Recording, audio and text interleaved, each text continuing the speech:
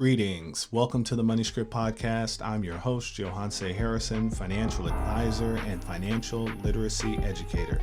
In each episode, you'll hear incredible interviews and get tips and strategies that you can implement into your daily life to help you improve your money script and grow your wealth. Thank you for taking some time with me today. Let's get into this episode of the Money Script.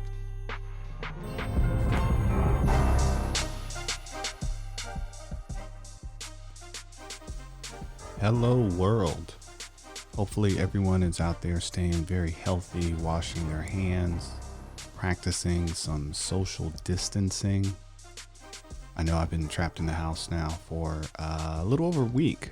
We're not on total lockdown here in Texas yet, but we're getting pretty close to that. So I've got a really special guest today. Her name is Rhea Pitre. She is a relationship and life coach, and she's got some great tips and strategies for us on how we can work on staying sane and just keeping a level head throughout all this craziness that's going on in the world. So let's dive in. Hello. First of all, thank you so much for having me. My name is Rhea Pitre, and I'm a life and relationship coach and particularly passionate about this topic here. So I'm excited to join you today.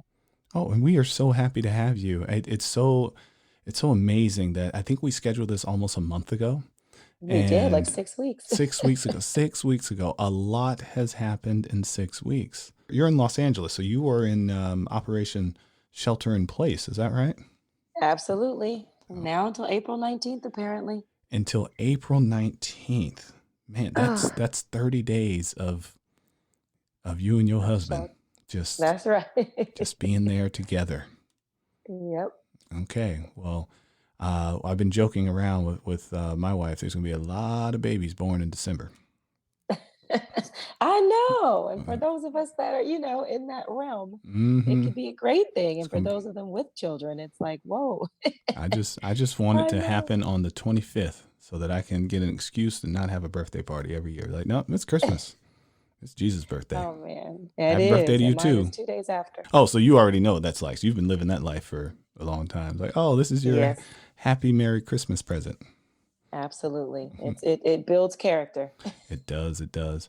It does. So speaking of dealing with things your whole life, you know, on all of these episodes, every time I meet with someone, I always like to ask, what is your first memory of money? I'm really intrigued to learn where people were introduced to money. So, Rhea, what is your first memory of money? I actually, I'm thinking when you ask that question, I don't have a recollection. All I do know, it was more of a feeling. And what I recalled was that there was always a restriction of some sort. And I just remember being a kid and thinking, gosh, like everything that I want, there's just a restriction. It's like, oh, money doesn't grow on trees. Like that was always what my mom would say. And I always remember feeling that, when school was coming, I knew that we would get a few things. And then because I had a Christmas birthday, it's like I would get, my few Christmas presents, but that was it. I didn't really have, much of a recollection of learning about money or anything. It was just we didn't have it. And that was kind of all I remembered. So with this restriction that you said when it comes to around money and the phrase of money doesn't grow on trees, it's funny that one comes up a lot, and I always like to push back. Is your mother? She's still with us, correct? Yes, Okay, she so is. do me a favor. I want you to text your mother and just remind her that for the farmer, money does grow on trees. She'd love to get that from me, I bet. I would really challenge that concept of money not growing on trees because it is, after all, made from papers and cottons, which do grow on trees and bushes as well. But I understand what the phrase is trying to say. So how did that upbringing affect your relationship with money today? Oh, wow. Well, one thing that I can say is that I saw money as a source of stress. And from very early on, my mom remarried. And so I grew up in a house where my mom was the financial breadwinner because my stepdad was injured kind of early on. He, worked for a transportation company, as did my mom, and he got injured and was out of work for like 2 years. And I just remember that causing such a source of stress in their marriage, which then to me, I think I received the brunt.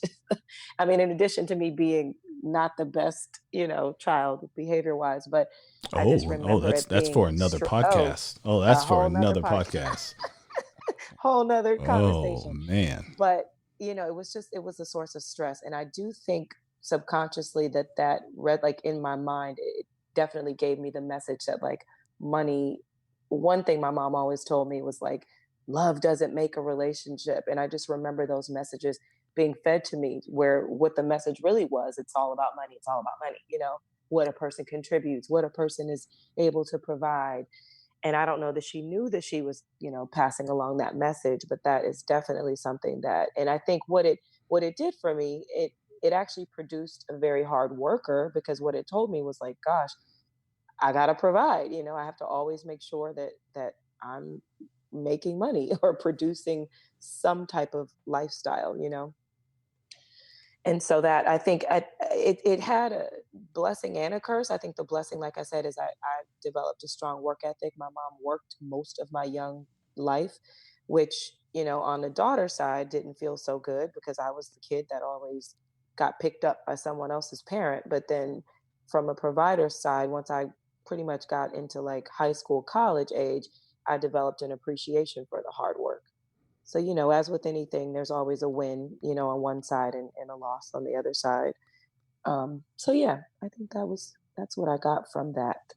I know all about that. I have a similar story. My mother was disabled. My father was the one working all the time, and similar conversations about money not growing on trees, and forced me to start working at a very early age. Yes, picked up by other folks' parents. Shout out to Miss, uh, well, her name is now Mrs. Irving, or Beck as we call her. But yeah, being picked up by other folks' parents, and Aunt Willetta, her too. So yeah, see, I have all these other aunts that aren't really related.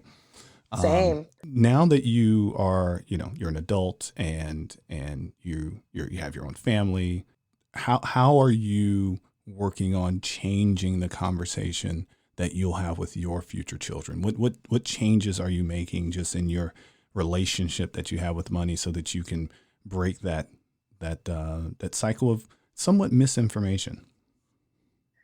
Oh, that's a good question.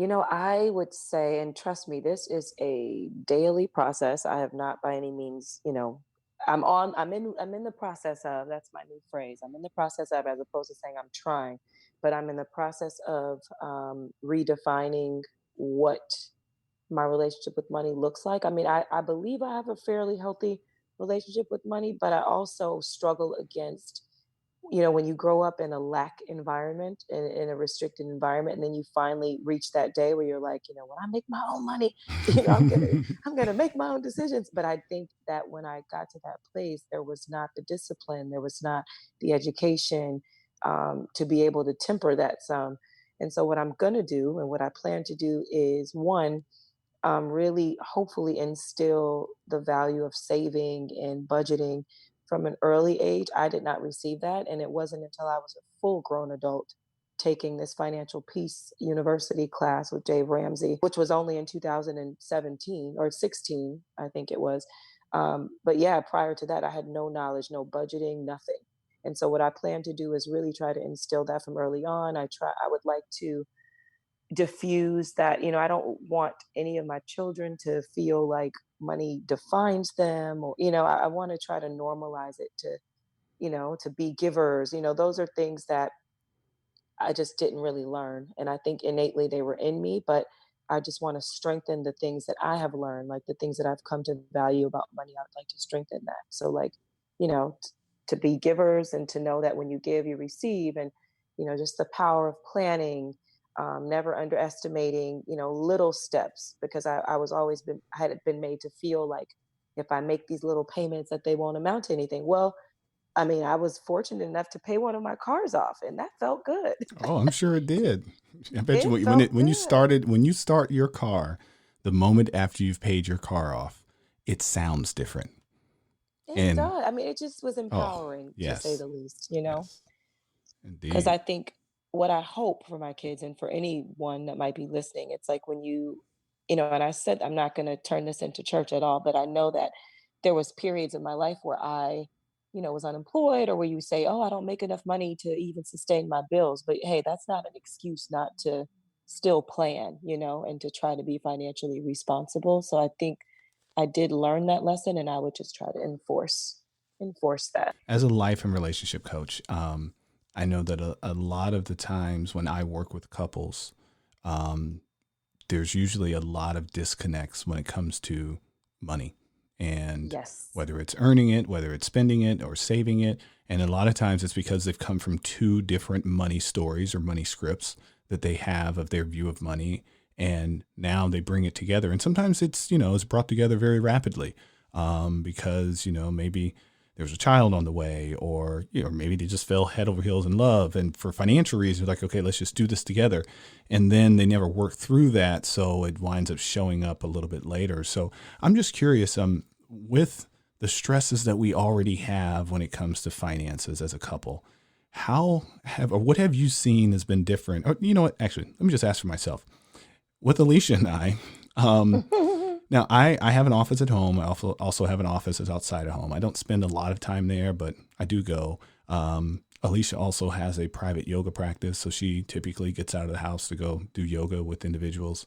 We frequent to the gym. Our daughter, they allow her to be at the daycare in the gym for up to 3 hours, I believe it is. So we will use every bit of that 3 hours.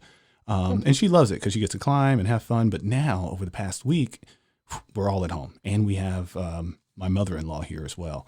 And so I'm the tiny bit of testosterone in this house.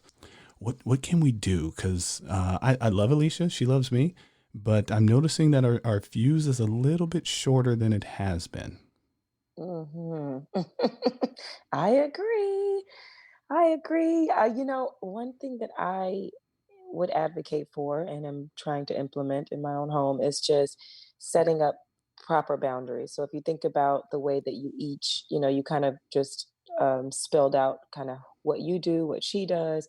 And I think what I've seen, and I even just read an article this morning in the New York Times that talked about like how to work from home with your like what do they call it, spousal distancing. I love it. It was really funny though, because I'm like, wow, this makes sense.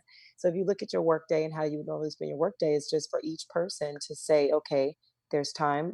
A lot of parents are now thrusted into homeschooling. So it's like there's time for homeschooling, there's time for your work. There's several Zoom and other conference calls throughout the day. What place, like establishing those boundaries. Hey, this is the place that I'm gonna take my call, or this, and then honoring those boundaries. And it's funny that what the writer was saying, that she has to fight the temptation to like, because of course being at home you start looking at, oh man, we need to change this light, or oh, we need to do this. So it's I've been like to Home blurting out. Depot 3 times. Exactly. And then one spouse can be full on in the middle of a meeting. You're like, hey, what do you want to eat? And it's like you have to really, it might feel corny at first, but try to set, really good, solid boundaries and to not take it personally. I know for myself, I too, I'm struggling with just being a little more irritable than normal, just because of the lack of control, I think. Because I like to really plan my work and work my plan every day. And so that is something that I think as a family that couples can do that. And of course, also if you take your lunch time or whatever time that you take your break, honoring that as well. Taking a little mental break, a decompressing break, just putting the work to the side, and that also can help as well. Just so, because I know it could be taken personally if you're just like in another room isolated the entire day, then you got to fight against that dynamic of like, is something wrong? Am I bothering you? And I think it's just going to take us all some time to adjust. There's a lot of pent up anxiety. I mean, even for me, I do my best to continue to be the rock in my clients' lives and be the calm in the calamity. But even me, sometimes I'm just sitting there and I'm like, what is going on? So what do you Yep. recommend for just as individuals, what we can do in this time of calamity and uncertainty? That's really what it is, because we just don't know what's going to happen. What's the numbers going to be? How many people are going to get it? What's the government going to do? What's my job going to do? And all these questions. So what are you saying to your clients on a personal level? The most important thing that I think I've not only practiced but talked about is really anchoring yourself. And so, it's times of calamity that really, I used to, people always used to joke like, oh, you got to go through something in life to really see what you're made of. And I think, collectively, we're all going through this together. And what I see is that there's a lot of fear, there's a lot of anxiety. And so, I always say, hey, whatever your anchor is, whatever that, like, and for you, it might be meditating. For many of us, working out, I mean, that just naturally releases endorphins and, just physiologically helps us. But hey, we got to be creative. So I'm like, find that anchor. If you, for some, it might be spirituality or, reading or journaling and just really quiet time, meditating, but making sure that in your day that you're devoting time to that. Because I think even if you just turn on the news, if you open up your email, you'd be inundated with fear. And even reading, for some of these, it's panic, it's fear. And that does, as human beings, I believe we're all one, but that energy is what I'm noticing, it resonates. And so I just always say, hey, try to anchor yourself, try to find, whatever it is that can sustain and give you that peace, and do it times 10. I mean, I think we naturally need to do it anyway, but yeah, perhaps you can't go to your gym. Well, establish a new practice, go outside, take a walk around the block. I mean, there's no mandate. I know some cities have like a curfew, but hey, as soon as that sun comes up or whenever, obviously within the confines of what has been stated, do something different. And I've just spoke about that in a recent video. It's like you really make your mark, and it builds character when you're put in position where you have to do something different. So sometimes, we might not be able to stick with our normal script, but have to do something different. Find a new habit, find a new practice, but do something nonetheless. Because without having that anchor, and without having that place to kind of focus your energy, your attention, we can all go crazy. Period. For me, I'm a believer. I say, God has this. And, when I feel my heart start to tremble, or if I felt a tickle in my throat, I mean, I've had all of these moments this week, and I'm like, ah, and I just say, you know what? All is well. I release, I let go. That's one of the mantras I often share is like, I release, I let go. And so it is. And that's it. And keep moving with whatever I'm doing. Amen. I love it. I love it. I love it. Now, of course, with you and your profession being, as we stated earlier, the calm and the calamity and that voice of reason to help us just pause and think, how can people reach out to you if they want to get some assistance with life coaching or relationship coaching? Oh, absolutely. So my website, which is www.rhealism.com, and it's spelled RHEALISM.com. Now, you mentioned some videos. That's what I was watching. I think you sent me a link to it. That's the Rhealism chats, I believe. Yes, yes, yes. Every week. So I've been doing it for, I guess, 4 months or since November. I launched my channel.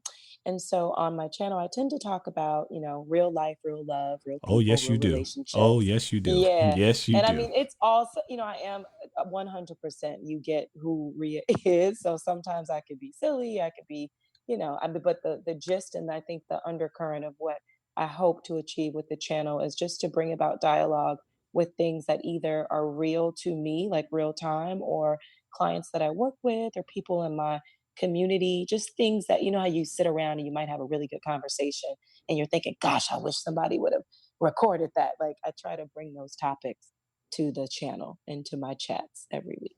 I love it. I love it. So similar to what we're doing here, I try to bring those conversations that I have with clients and other individuals all the time. I want to bring it here so people can access it. So thank you for doing that. I really, we appreciate your fans. We appreciate you for doing it. Oh, thank Actually, you. you know what? I take that back. I didn't get it from you. I got it from Alicia. Alicia said, "Hey, have you seen her new YouTube?" I was like, "No, let me see." I was like, "I'm gonna Oh, get her thank on my show." you. Oh yeah, I was like, "Yo, yeah, I need to get her on the podcast." So thank you for joining us as well. We really appreciate that.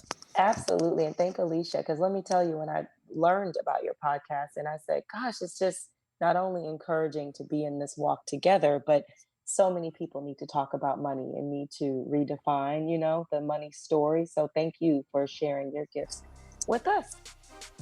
But wait, there's more. Rhea had a lot of financial questions that she brought to our conversation that she wanted me to answer. So we're going to kick those to the next episode. So everyone, keep your hands clean and stay healthy. Keep sheltering in place, and we'll talk to you soon. Thanks for joining us on the Money Script podcast. Be sure to check out our other episodes, subscribe, follow, and give us 5 stars. Continue to send your financial questions on Twitter or Instagram at the Money Script. Go to moneyscriptwealth.com and schedule your complimentary consultation to discuss your specific goals and concerns. Financial advisory and investment management services are offered by Money Script Wealth Management PLLC, a registered investment advisory firm registered in the state of Texas and California and other states where exempt. The Money Script LLC and the Money Script Wealth Management PLLC and guests of the episode may have interest in the investments mentioned today.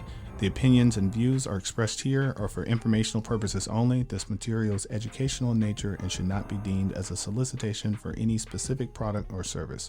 All investments involve risk and a significant loss of principal. The Money Script nor Money Script Wealth Management offer tax or legal advice. Please consult your tax advisor or attorney for specific advice about your situation. Until next time.